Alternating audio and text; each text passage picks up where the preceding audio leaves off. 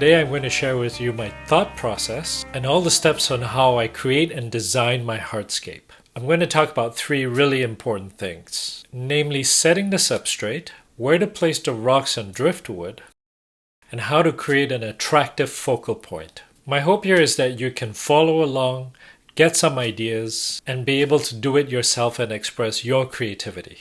So let's get into it.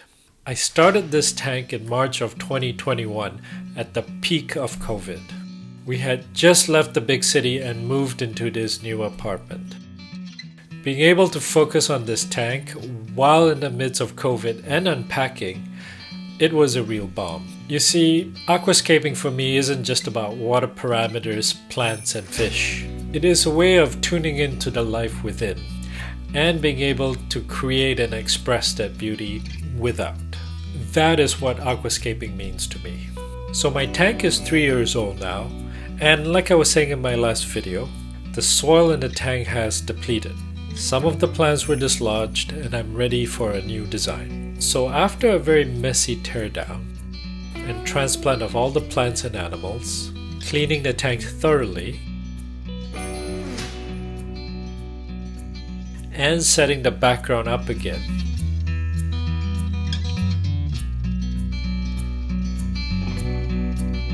I'm ready to start with the first step, the new hardscape. I get most of my inspiration from Pinterest, and these were some of the few examples that really called to me. For this new scape, I'll be making a corner triangle design from right to left with an open space at one end. So let's begin the actual scape. The first thing I will do is use my old aqua soil. I'll place it in these small bags to create some height in the corner here.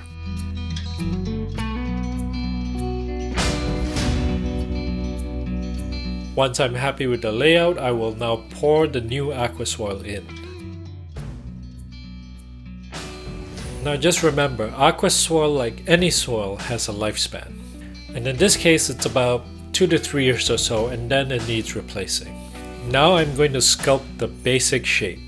I'll be creating a higher corner to the left and keep with the rule of thirds. Please pardon this short interruption. If you are a new or an experienced aquarium keeper and you'd like to find a safe and drama-free group to ask your questions, share your experiences, or simply be part of a group of like-minded people, come check out this friendly Facebook group that I started. It's very warm and supportive with little to no toxicity, and we'd love to have you. Now back to the video. Today I'm going to use Cereus stone and my old manzanita wood from my previous hardscape. I like Cereus stone because the cool grays go really well with all the vibrant greens and lush reds. It also adds texture by having all those veins and craggy edges. So now I'm going to create a dam and a terrace by placing the rocks around this perimeter here.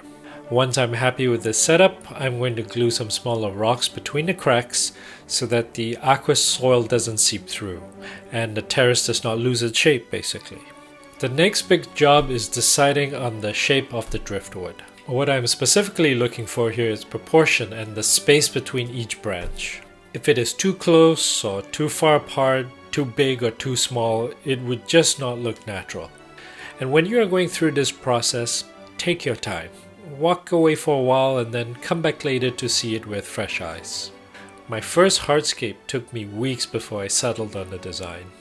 But truth be told, I was also quite anxious not to make a mistake that I actually over-detailed it.